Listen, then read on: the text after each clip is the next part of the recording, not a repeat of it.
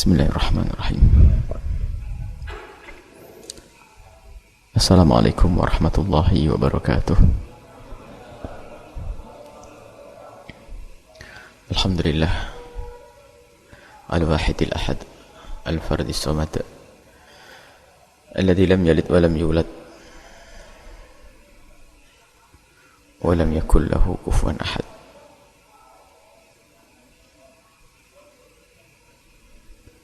Wa salatullahi wa salamuhu ala habibina wa syafi'ina wa maulana sayyidina Muhammad wa ala alihi al-mutahharin wa ashabihi at-tayyibin wa tabi'ina lahum bi ihsanin ila yaumiddin.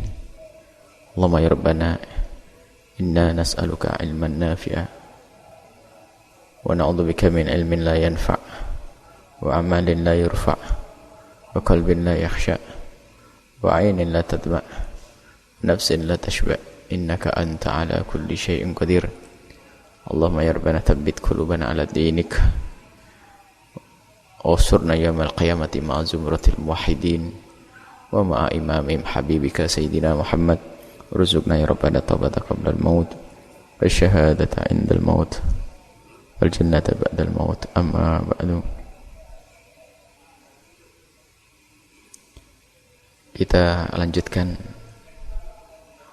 belajar akidah kita dengan Imam Ibrahim Al-Laqani dengan jauharah tauhidnya, yang kita sudah sampai kepada sifat Allah, yaitu sifat ilmu wa ilmuhu wa la yuqalu muktasab fadba' sabilal haqqi wa trahir riyab.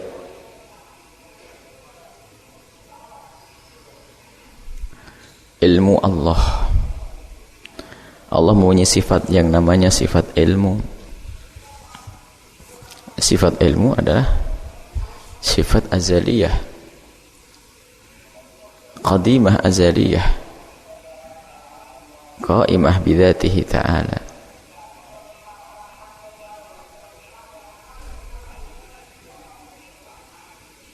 Muta'alliqatun bi jami'il wajibati wal mustahilati wal jaizat ala wajhil ihatati ala ma hiya bihi min ghairi sabqi khafa'in. Ilmu Allah dahulu, dan dahulu tidak berpermulaan. Sebab kalau pengetahuan itu permulaan, maka sebelum pengetahuan itu ada, maka ada bodoh. Mustahil Allah tidak tahu. Sudah kita kukuhkan bahasanya Allah adalah qadim dan dahulu, dan Allah maha mengetahui semua yang terjadi pada makhluknya. Dan pengetahuan Allah ini pun dahulu bersama dahulunya Allah. Mustahil satu saat pun jika Allah itu dibilang tidak berilmu atau bodoh. Maka Allah yang maha dahulu itu mempunyai sifat mengetahui, maha mengetahui. Maka pengetahuan Allah, ilmu Allah pun dahulu dan dahulu. Dan ilmu Allah ini mencakup semua, dari mustahilat, wajibat, dan juga jaizat. Kalau kemarin kita sebut bahwa kudrah Allah itu hanya punya ta'alluq kepada mumkinat, sehingga kudrah Allah itu di dalam hal urusan-urusan yang mungkin ada. Jika sesuatu yang wajibat harus ada, maka tidak masuk di situ kudrah Allah. Bukan karena Allah tidak kuasa, akan tapi memang sesuatu yang mustahil adanya. Mustahil adanya. Atau sesuatu yang wajib ada. Namanya wajib ada keberadaan Allah. Maka kudrah Allah tidak ada hubungannya dengan sesuatu yang wajib wujud. Adapun ilmu Allah, karena sifatnya adalah mengetahui, ala wajhil ihatati, mengetahui, meliputi dengan pengetahuan Allah, dan tidak ada yang tertinggal sedikit pun. Semua dari makhluknya Allah tahu, termasuk yang tersembunyi di hati kita pun Allah tahu. Ala wajhil ihatati, meliputi. Wajib Allah. Allah tahu bahasanya situ ada kemustahilan, kemastuhilan. Berbilangnya Tuhan Allah. Allah Maha tahu itu tidak mungkin. Kewajiban-kewajiban Allah Maha tahu. Jadi tidak ada yang terjadi kecuali diketahui oleh Allah Subhanahu wa taala.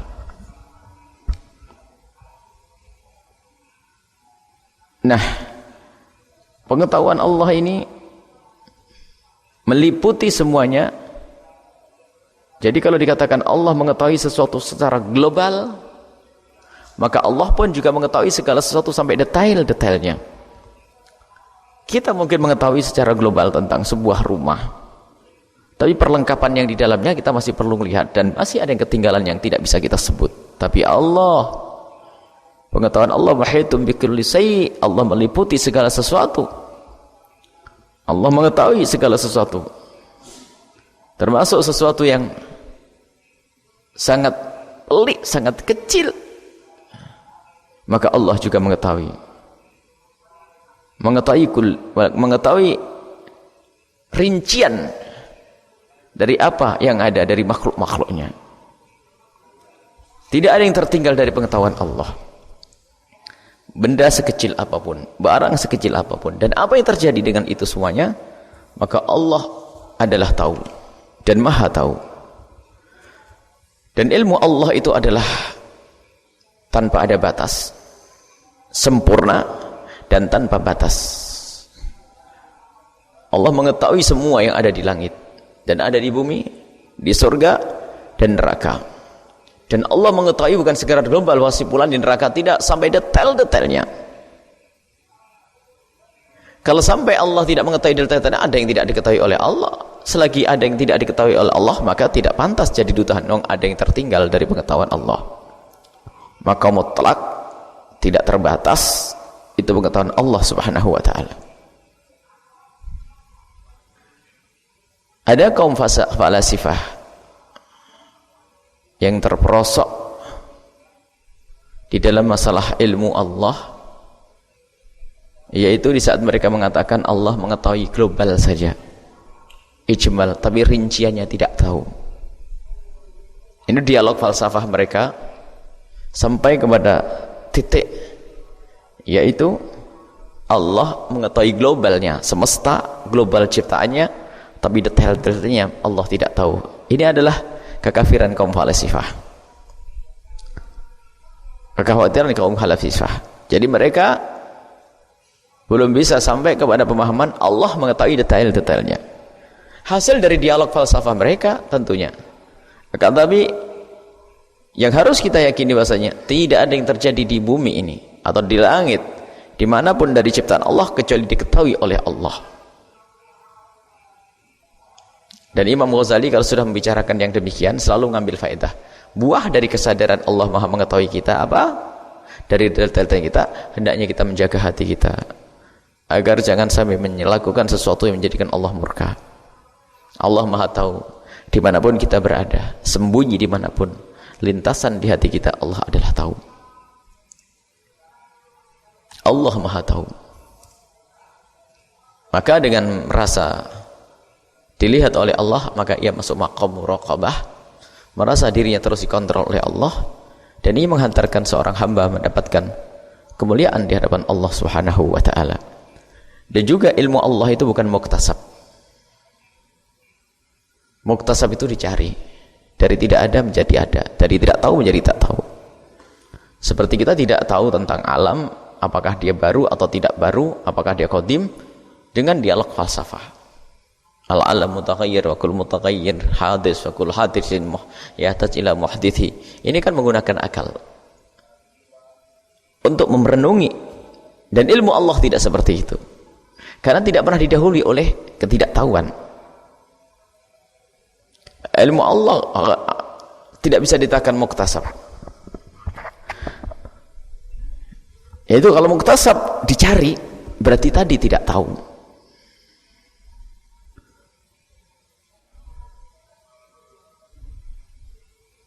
Dan juga bukan nadhari. Nadhari itu adalah berdasarkan dengan nadhar, tafakkur, merenung, sama kurang lebih dengan tadi. Ilmu Allah bukan kasbi, bukan nadhari. Ilmu Allah bukan dicari dari tidak tahu menjadi tahu, atau nadhari, untuk sampai kepada pengetahuan harus menggunakan akalnya. Tidak disebut sebagai nadhari. Jadi ilmu Allah subhanahu wa ta'ala, sudah, ilmu Allah bersama kidamnya Allah, dahulunya Allah, maka ilmu Allah dahulu. Tidak disebut sebagai nadhari, tidak disebut sebagai kasbi. Itu hanya untuk manusia. Ilmu kita adalah kasbi, dan ilmu kita adalah nadhari. Kita berusaha untuk tahu, akhirnya tahu. Tapi Allah tidak seperti itu.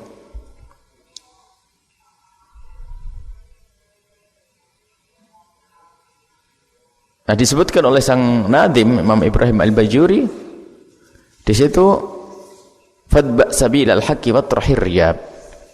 Masalah sifat-sifat tadi yang dia sebutkan tentang sifat ilmu dan iradah, qudrah, hendaknya kamu yakini, ikutilah jalan yang benar, yaitu jalan pakar-pakar ulama akidah ahli sunnati wal jamaati yang mengukuhkan bahwasanya sifat-sifat itu ada, dan sifatnya qadimah, azaliyah, qaimah bidatihi ta'ala, sifat yang ada pada Allah subhanahu wa ta'ala, yang disifati sangat dahulu dan dahulu-dahulu. Akan tapi di situ ada raib, keraguan-raguan yang dihadirkan oleh sekelompok orang seperti kaum Mu'tazilah yang mengentari tentang sifat-sifat Allah. Allah tidak bisa dikatakan Allah punya sifat namanya qudrah, dan juga tidak bisa dikatakan Allah punya sifat namanya ilmu. Yang ada adalah qadir, Allah maha kuasa, dan bukan qudrah. Allamul huyub, Allah maha mengetahui, bukan ilmu.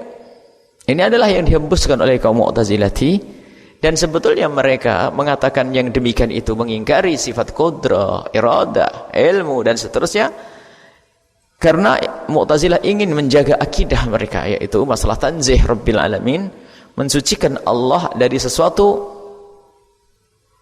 yang merusak akidah.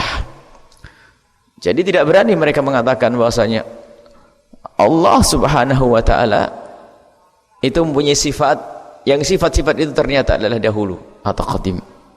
Sebab yang maha qadim, maha dahulu hanya Allah saja. Kalau kita mengatakan bahwasanya ada selain Allah, yaitu sifat-sifat, karena sifat kaidahnya ada sifat selain Allah.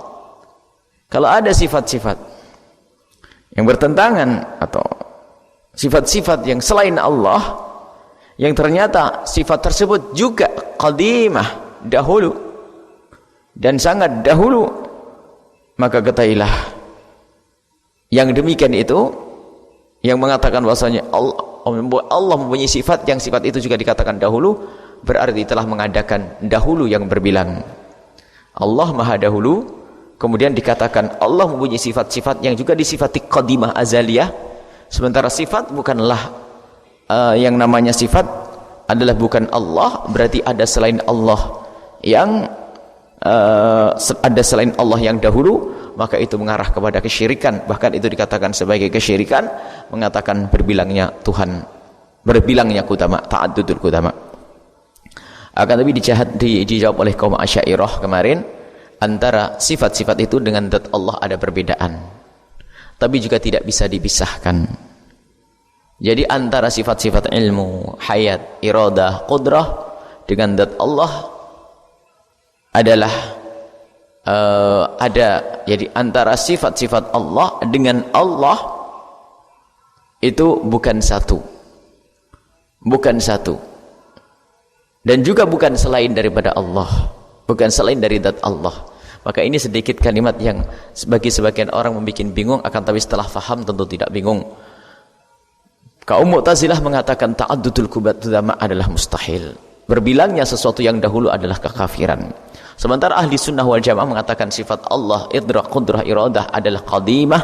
Maka di saat seperti itu kaum Asy'ariyah itu telah melakukan satu kesalahan akidah, mengatakan Allah zat yang maha dahulu, setelah itu membuat selain Allah ada yang maha dahulu, yaitu qudrah dan iradah.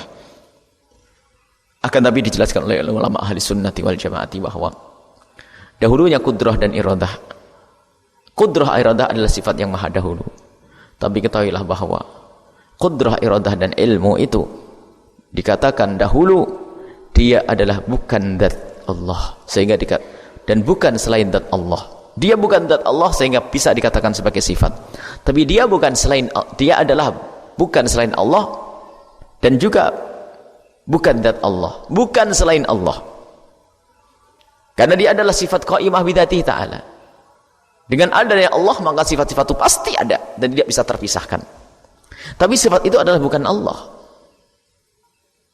Sifat itu bukan Allah. Jadi saat mengatakan sifat itu bukan Allah, berarti ada perbedaan. Akan tapi di saat dikatakan sifat itu bukan selain Allah, sifat itu bukan selain Allah, keluarlah dari sesuatu yang ditakutkan oleh kaum Mu'tazilah, adanya ta'addudul qudama. Akan tapi seseorang masih bisa mengatakan bagaimana dia itu kok selain Allah, sementara sesaat lagi dikatakan dia adalah bukan selain Allah. Maka dijelaskan oleh kaum Asy'ariyah bahwasanya kita tahu ada al-ghairon. Dua yang berbeda itu apa? Dua yang berbeda adalah majaza mufaraqatu ahadihima al-akhara fil makani waz zamani.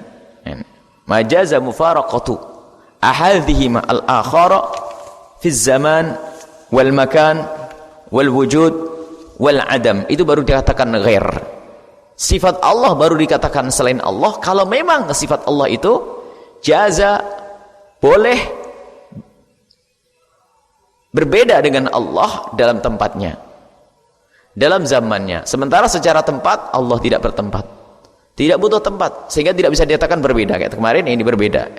Dan juga zamannya, kalau zamannya beriringan berbeda, zamannya berbeda maka boleh dikatakan ghairan. Tapi zat Allah dengan kudrah Allah tidak ada perbedaan zaman, juga tidak butuh tempat. Dan tidak berpisah antara yang satu wujud, yang satu adam. Semua adalah wujud. Berarti ini, biarpun mereka adalah bukan zat Allah, tapi juga tidak bisa dikatakan selain Allah Subhanahu Wa Taala. La hiya huwa wa la hiya ghairuhu. Tapi bagi orang yang ahli ta'ammul, begitu mudahnya untuk mengatakan yang demikian. Kaum Mu'tazilah bertujuan untuk mensucikan Allah dari kesyirikan. Kaum Mu'tazilah. Maka dari itu kaum Mu'tazilah waktu mengatakan yang demikian tidak dikatakan sebagai orang kafir, tidak. Di saat mengatakan bahasanya tidak boleh adanya sifat-sifat ma'ani itu, yang itu menjadikan Allah itu berbilang, yang itu menjadikan berbilangnya qudama, itu adalah hujjah Mu'tazilah untuk tanzih Rabbil Alamin. Adapun dalil akan Allah itu berilmu, ya sangat jelas. Bahasanya Allah itu yang menciptakan semuanya dengan detail dan rapi. Maka yang bisa menciptakan ini semuanya mustahil kalau tidak tahu, dan harus tahu. Dan kalau tidak tahu berarti itu adalah kalau bodoh, dan yang bodoh tidak pantas untuk menjadi Tuhan Allah Subhanahu wa taala. Ini adalah masalah ilmu Allah Subhanahu wa taala. Kemudian ilmu, setelah ilmu adalah hayat. Bagaimana hayat? Sifat hidup. Allah Maha hidup. Allah Maha hidup. Dan didefinisikan Allah sifat hayat itu adalah didefinisikan sifat hayat adalah sifatun tusahhihu liman qamat bihil idrak. Jadi dengan hayah hidup, maha hidup, sesuatu itu baru bisa dikatakan dia punya idrak, bisa menjangkau dengan rasa mata, dengan lidah, dengan idrak. Kalau manusia hawas khams, baru seseorang dikatakan kalau dia hidup, kalau dia punya fungsi matanya untuk melihat, atau paling tidak kulitnya untuk merasakan, atau yang lainnya. Akan tapi definisi ini menurut para ulama ini masih mencakup kepada selain Allah. Ya, ini termasuk hayah qadimah dan hayah hadithah. Sehingga di sini didefinisikan lagi oleh para a'immah kaifiyatun yalzamuha qabul hissi wal harakati wal iradati. Satu cara atau sesuatu yang ada pada manusia atau pada kehidupan, dengan sesuatu tersebut menjadi bisa merasakan, bisa nyentuh dan seterusnya. Ini adalah definisi tentang hayah secara umum. Akan tapi kalau dinisbatkan kepada Allah adalah ya hayah, jangan bertanya bahwasanya Allah maha hidup. Yang mati tidak akan bisa menghidupkan. Bahkan semua kehidupan dari kita ini bersumber dari kehidupan Allah subhanahu wa ta'ala. Nah ini, kehidupan Allah. Dan hidupnya Allah adalah dari dahulu dan dahulu. Tidak berpermulaan. Sangat bohong dan telah salah. Jika ada kehidupan Allah berpermulaan, berarti kalau hidup Allah ada permulaannya, maka sebelum Allah hidup itu bagaimana? Allah maha hidup dan tidak berbatas. Hidup Allah tidak berbatas.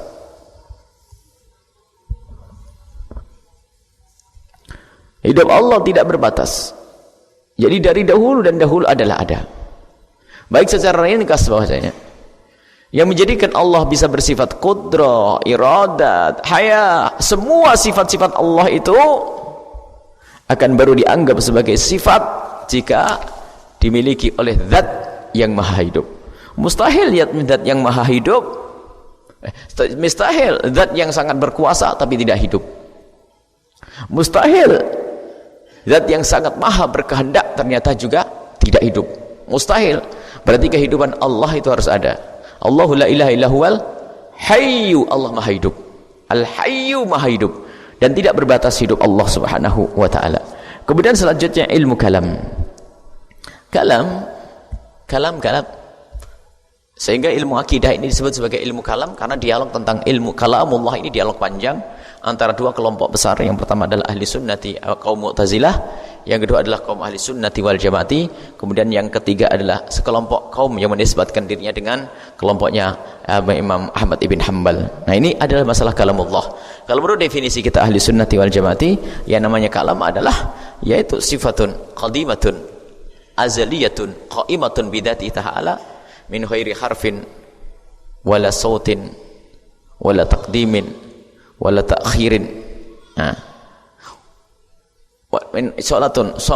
Sifatun qadimatun dari dahulu, azaliyatun dahulu, qaimatun bidzati ta'ala, ada pada Allah subhanahu wa ta'ala. Tapi keberadaannya pada Allah, dia menegayri sautin wala harfin, tanpa ada suara, tanpa adanya huruf, wala taqdimin wala ta'khirin, enggak ada urusannya dengan nahwu, ada takdim atau takhir, sudah selesai. Itu Al-Quran, kalamullah. Kalamullah kalamun qaimatun bidzatihi ta'ala. Nah ini jadi yang disebut kalamullah itu adalah kalam yang ada pada Allah, yang ada pada Allah qadimah. Perbedaan kita dengan kaum Mu'tazilah, kalau kita menisbatkan kalam Allah ada pada Allah. Kalau kaum Mu'tazilah mengatakan tidak, yang dimaksud kalamullah bukan seperti yang kau katakan wahai kaum ahli sunnati wal jamaati. Kami meyakini kalam Allah itu Allah telah menjadikan seseorang menjadi berbicara, sehingga Nabi Muhammad mengucapkan Al-Quran, maka kalamullah Al-Quran. Ini adalah kaum Mu'tazilah mengatakan bahwa Allah berbicara itu maknanya menciptakan al-kalam fi ghairihi, menciptakan orang lain untuk berbicara, menciptakan sesuatu selain Allah untuk berbicara. Ini adalah omongannya kaum Mu'tazilah. Dan Mu'tazilah mengingkari adanya kalam yang disebutkan ahli sunnah wal jamaah, yaitu bala sautin wal harfin. Mereka berkata, bagaimana ada kalam yang tanpa suara, tanpa kalimat, tanpa huruf, semuanya pakai huruf, bismillah, ba, sin, lam, mim, lam, bismillah, rahman, ada. Bagaimana ada orang yang berkata ada kalam bila sautin wal harfin? Bagaimana dengan Al-Quran yang punya saut semuanya ini? Imam A'immah Asy'ariyah mengatakan ada kalam yang disebut kalam nafsi. Jadi ini bukan mengiaskan khalik dengan makhluk. Memang sebagian mengkritisi bagaimana kaum ahli sunnah untuk mengatakan Allah berbicara melihat dari apa yang ada pada manusia, yaitu ada lintasan hati. Apakah Allah ada lintasan hati? Kenapa kau katakan Allah punya sifat seperti manusia? Ini lebih parah lagi, kata orang Mu'tazilah. Kita mengatakan ada kalam nafsi. Apakah berarti dengan kalam nafsi adalah lintasan? Coba saja kita duduk di sini bisa membicarakan macam hal, menyiapkan diskusi. Kita mau ngomong dengan hati kita. Ya adalah kalam nafsi. Dan semua orang merasakan ada kalam nafsi dengan tumal. Semua merasakan ada kalam nafsi. Cuman kaum Mu'tazilah mengingkari kalam nafsi. Ini kias antara kias makhluk kepada kias khalik kepada makhluk. Tidak benar ini. Kalau Allah Subhanahu wa ta'ala sifat Allah disamakan dengan sifat makhluk. Ini adalah kesalahan. Dijawab bahwasanya kaum ahli sunnah mengatakan ada kalam nafsi itu untuk menjelaskan bahwasanya ada kalam yang tanpa saut, tanpa suara, tanpa huruf. Coba kita bisa berbicara panjang lebar. Di saat kita diam merencanakan pembicaraan, bahas ceramah dan khutbah, itu sudah tersusun rapi dalam omongan-omongan dalam hati. Dalam omongan dalam hati. Dan itulah kalam nafsi. Mu'tazilah nggak bisa. Nggak ada kalam nafsi. Dan kalam nafsi kalau dinisbatkan kepada Allah, bukan kalam nafsi seperti manusia punya lintasan-lintasan pemikiran, itu tidak. Allah Maha tahu sudah. Kalam nafsi pada Allah artinya selain daripada huruf yang tertulis. Jadi ada kalam, ada pada zat Allah Subhanahu wa taala, hanya Allah yang tahu. Qaimatun bi dzatihi ta'ala, pada zat Allah Subhanahu wa taala. Pada zat Allah, bukan terpisahkan. Bukan seperti kaum Mu'tazilah berkata kalamullah adalah Allah menciptakan si fulan untuk berbicara kalamullah. Kaum ahli sunnah mengatakan bahasanya ada kalam di dalam Allah, zat Allah, ada satu kalam yang tidak dengan suara, tidak huruf. Dan Al-Quran itu menuju ke sana. Al-Quran menunjukkan ke sana. Ada kelompok lagi yang ketiga adalah termasuk Imam Ahmad dalam riwayat, termasuk pengikutnya, berlebihan. Jadi di saat ahli sunnah wal jamaah mengatakan ada kalam qadim, kalamullah sifat qadimah azaliyah, dahulu dan dahulu, tapi bukan kalimat yang tertulis di dalam Al-Quran itu, akan tapi madlulnya sana itu apa yang aslinya dari zat Allah, yang ada pada zat Allah itulah sebelum tertuangkan dalam Al-Quran, sebelum diucapkan oleh Rasulullah, maka kalam yang ada pada Allah, pada zat Allah dahulu dan tidak berpermulaan, dahulu dan dahulu. Sementara ada yang berlebihan termasuk Imam Ahmad dan pengikutnya mengatakan sampai Al-Quran ini hanya Al-Quran yang dibaca ini termasuk dahulu. Bagaimana Al-Quran yang kita baca dibacakan dahulu? Kemarin dicetak, baru dicetak. Tapi mereka bersikeras sampai Imam Ahmad ibn Hanbal termasuk yang dihukum oleh kaum Mu'tazilah di saat kekeh mengatakan Al-Quran ini adalah qadim, Al-Quran adalah qadim, Al-Quran adalah qadim. Sementara kita tahu ini baru dicetak, hurufnya adalah baru. Siapa yang mengatakan ini qadim? Semuanya kemarin tidak ada, sekarang ada.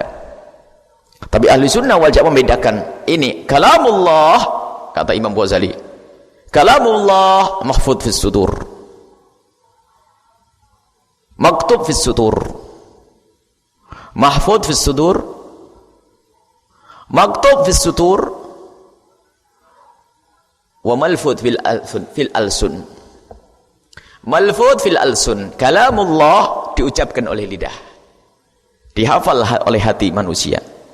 Wa maktub fis sutur, satr sutur bukan kalamullah, lesan juga bukan kalamullah, sadr bukan kalamullah, akan tapi sadr yang menyimpan kalamullah, lidah yang mengucapkan kalamullah, kitab ini yang menampung yang menulis kalamullah.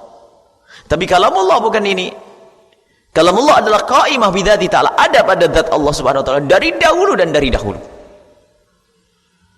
Baik, kita keluar dari sebagian pengikut Imam Ahmad ibn Hanbal dan mereka imam ahli sunnah wal jamaati, dan jika kita keluar dari madhabnya madhab kaum Mu'tazilah yang mengatakan tidak ada kalam yang qadim azali, sebab semua kalam adalah Allah menciptakan kalam fi ghairihi, maka kalam itu adalah hadis. Sehingga kaum Mu'tazilah dan ahli sunnah sebenarnya tidak terlalu banyak perbedaan. Justru kaum Mu'tazilah kalau mengatakan bahwasanya kalamullah qadim, mereka keluar dari iman. Kenapa? Sebab menurut definisi Mu'tazilah kalamullah itu artinya Allahu khalaqal kalam fi ghairihi. Makanya menurut mereka adalah makhluk. Allah khalaqal kalam fi ghairihi. Indana ghairu makhluk, karena kita bicara kalam nafsi. Indal ahli sunnah bukan makhluk, kalam nafsi. Sampai ini yang kebablasan sebagian dari pengikut Imam Ahmad bin Hanbal, dan masalah nisbatkan kepada Imam Ahmad betul atau tidak. Yang jelas ada kelompok yang mengatakan kalamullah ini bukan makhluk. Bagaimana bukan makhluk? Kemarin baru dicetak. Makhluk, jelas kertas ini makhluk. Tapi yang dibahas oleh kaum ahli sunnah wal jamaah Asy'ariyah adalah madlulnya. Kalamullah yang ditulis di kertas itu, kalamullah yang diucapkan di lidah itu, kalamullah yang dihafal oleh hati itu adalah kalam qadim, sifatun qadimatun azaliyatun qaimatun bidzatihi ta'ala. Kaum ahli sunnati wal jamaati kalau mengatakan kalamullah hadis, kafir. Karena kita membicarakan kalam yang ada pada zat Allah Subhanahu wa taala. Begitu sebaliknya kaum Mu'tazilah yang mengatakan bahasanya kalamullah itu kok qadim, menjadi keluar dari iman. Karena apa? Definisi kalam menurut kaum Mu'tazilah adalah bukan kalam yang qaimah bidzati ta'ala, tapi kalam menurut kaum Mu'tazilah adalah Allah menciptakan kalam fi ghairihi. Allah menciptakan kalam pada lesan orang yang berucap atau yang lainnya. Ta'bir Ghazali adalah itu tadi, malfud bil ansun, mahfud bis sudur, wa maktub fis sutur. Kemudian, adakah perbedaan yang sesungguhnya antara kita dengan kaum Mu'tazilah? Kalau dititi dan dilacak secara detail, perlahan dengan keinsyafan, kaum Mu'tazilah itu pembela akidah. Memang ada kesesatan-kesesatan akidah, masalah kudrah, masalah khalqu af'alil ibad. Banyak kesesatan akidah dalam Mu'tazilah. Akan tapi ternyata banyak perdebatan antara kita dengan Mu'tazilah itu hanya cara pandang yang berbeda. Dan sebetulnya Mu'tazilah tidak bisa keluar dari omongan kaum Asy'ariyah, khususnya masalah kalamullah. Kalamullah, kaum Mu'tazilah mengingkari ada kalam nafsi. Yang ada kalam itu yang maktub ini kalamullah, maktub fis sutur, tentu ini kalamullah Al-Qur'an. Mereka tidak percaya adalah kalam qaimah bidzatihi ta'ala. Akan tapi diam-diam kaum Mu'tazilah itu, tanpa mereka sadari, mereka harus kembali kepada akidah Ahlussunnah wal Jamaah pada hakikatnya. Kapan itu? Coba kalau kita titi di dalam Al-Qur'an. Di dalam Al-Qur'an itu kalau tidak berita tentang cerita yang telah dahulu dan cerita yang akan datang, berita tentang Sayyidina Nuh alaihissalam, berita tentang kisah Sayyidina Adam, berita tentang Qabil Habil, berita tentang Nabi Sulaiman, berita, atau beritakan tentang hari kiamat. Nah, lah berita ini tertulis, tapi berita ini adalah apa? Yang memberitakan itu siapa? Allah. Berarti berita yang disebutkan di dalam Al-Quran tentang sesuatu yang telah terjadi pada masa dahulu dan yang akan datang, ini masuk di dalam ilmu Allah yang kita katakan qadimah azaliyah. Allah maha tahu dan dari dahulu pengetahuan Allah. Jadi kalam yang dikatakan oleh kaum Mu'tazilah yang tertulis ini adalah kalam yang baru, tapi sebetulnya madlulnya yang dimaksud itu adalah ilmu Allah. Allah maha mengetahui dari dulu. Kemudian masih ingat kemarin masalah iradah, masalah iradah Allah. Kaum Mu'tazilah ternyata yang mengatakan tidak ada kalam nafsi, mereka hanya percaya bahwasanya Allah menciptakan kalam di selain di makhluknya. Allah menciptakan kalam pada makhluknya sehingga si fulan berucap kalamullah. Kaum Mu'tazilah tidak bisa keluar dari akidah Ahlussunnah wal Jamaah biarpun harus baliknya belit-belit. Sehingga kaum Mu'tazilah mengatakan apa? Al-amru huwal iradah. Al-amru wal iradah. Al-amr apa? Perintah. Dalam Al-Quran kalau ada perintah, berarti itu adalah iradah, dikehendaki oleh Allah. Al-iradah adalah nafsi, di dalam zat Allah subhanahu wa ta'ala. Jadi di saat mereka, kalau ada amr nahi, makanya nanti kalau kita simpulkan, kalau perintah dan larangan yang diyakini oleh kaum Mu'tazilah, ini adalah masuk bab iradah. Kalau urusannya masalah khabar, masuk bab ilmu Allah. Sehingga Mu'tazilah tidak bisa keluar, sebab mereka harus mau tidak mau mengakui. Bagaimana amr dikatakan iradah pada pertemuan yang lalu? Al-amr wal iradah. Kalau kita amr bukan iradah. Amr perintah di dalam Al-Quran. Larangan ada dalam Al-Quran. Aqimus sholata perintah. Lafadznya adalah hadis yang ditulis di dalam Al-Quran. Akan tapi madlulnya, perintah Allah, iradah Allah menurut kaum Mu'tazilah. Jadi kaum Mu'tazilah yang mengatakan perintah akhirnya masuk bab iradah. Perintah Allah dikatakan iradah. Sementara kita pisah bahasanya ilmu Allah, perintah Allah bukan iradah Allah subhanahu wa ta'ala. Tapi ini satu makna yang unik, yang kaum Mu'tazilah yang bersikeras tidak mau mengatakan kalam nafsi dan membid'ahkan kaum Asy'ariyah, ternyata diam-diam mereka di saat berbicara tentang amr perintah Allah dan larangan Allah, mereka kembali kepada iradah Allah subhanahu wa ta'ala. Dan iradah adalah sifatun qadimatun azaliyatun qaimatun bidzati ta'ala. Dan Allah maha berkehendak, dan kehendak Allah tidak tertulis. Sebetulnya kehendak Allah tidak tertulis, akan tapi kalamullah ini yang ditulis. Dan Al-Quran adalah sebagian dari kalam Allah, dan kalam Allah bila harfin wala sautin, tanpa ada suara, tanpa ada huruf. Kaum Asy'ariyah mengatakan ada kalam nafsi, bukan ingin mengiaskan Allah kepada makhluknya. Hanya kaum Asy'ariyah itu ingin membuktikan bahwasanya ada kalam yang tanpa suara dan tanpa huruf, tanpa takdim, tanpa takhir, tidak ada bina dan seterusnya. Yaitu apa? Kalam yang ada pada kita. Dan ini yang diakui oleh kaum Mu'tazilah. Jika ini ada hubungannya dengan larangan, maka muncullah perintah, larangan, nahyi. Kalau ada perintah, maka muncullah amr. Dan amr yang ditulis aqimus sholata itu adalah iradah Allah menurut kaum Mu'tazilah. Dan iradah bukan yang tertulis itu. Iradah Allah qaimah fi dzatihi ta'ala. Ini adalah dialog pakar akidah. Akan tapi semuanya pada kesimpulan yang sama, yaitu Allah harus maha tahu. Allah maha hidup. Allah maha berbicara. Mustahil kalau Allah itu adalah bisu. Allah maha berbicara, sebab bisu adalah kekurangan. Allah akan selalu berbicara dan hanya Allah yang tahu. Allah punya sifat kalam. Kalam yang didefinisikan kaum ahli sunnah wal jamaah adalah kalam qadimun, sifatun qadimatun azaliyatun qaimatun bidzatihi ta'ala bila sautin wala harfin wala taqdimin wala ta'khirin. Baik, ini adalah tentang sifat kalam Allah Subhanahu wa taala. Semoga Allah Subhanahu wa taala memberikan kepada kita pemahaman yang benar. Ingat, dialog-dialog semacam ini hanya untuk mengukuhkan saja. Sebab pada sesungguhnya semua dari kita meyakini Allah punya kalam. Dan tidak pernah didiskusikan orang. Ini kalamullah. Sehingga kalau orang awam dikatakan Quran kalamullah, aman, enggak ada yang ngomong. Bahkan mereka berusaha, kalau sudah Al-Quran kalamullah mau apa lagi? Lihat, ini menunjukkan bahasanya enggak pakai dialog panjang pun mereka sudah percaya kalau Al-Quran kalamullah. Kalau ada yang berkata Allah bisu, berarti marah orang awam. Kalau dikatakan Allah bodoh, kita saja dibilang bodoh marah. Sebenarnya ini sangat sederhana. Cuman kenapa pakar akidah mendiskusikan mereka dengan detail, panjang lebar?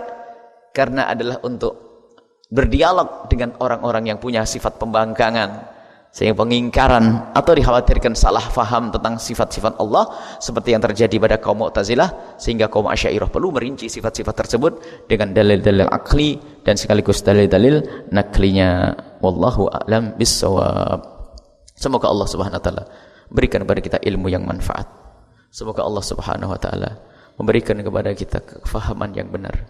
Dan semoga Allah Subhanahu wa taala merindukan kita untuk baca kalamullah. Dan semoga Allah Subhanahu wa taala menghendaki kita dengan kebaikan dan kemuliaan di dunia dan di akhirat. Semoga Allah menghapus dosa-dosa kita. Semoga Allah mudahkan segala urusan kita. Semoga Allah muliakan kita di dunia dan di akhirat. Dan semoga Allah memanjangkan umur kita dalam ketaatan serta sehat walafiat. Berikan kepada panjang umur kepada orang-orang tua kita, mengampuni mereka, berikan kasih sayang kepada mereka. Semoga Allah SWT berikan kepada kita husnul khatimah, mati dalam keadaan iman. Dan semoga Allah menjadikan kita hamba-hamba yang saling mencintai karena Allah Subhanahu wa taala. Mencintai karena Allah. Panjang umur, sehat afiat, husnul khatimah. Hayyun afal.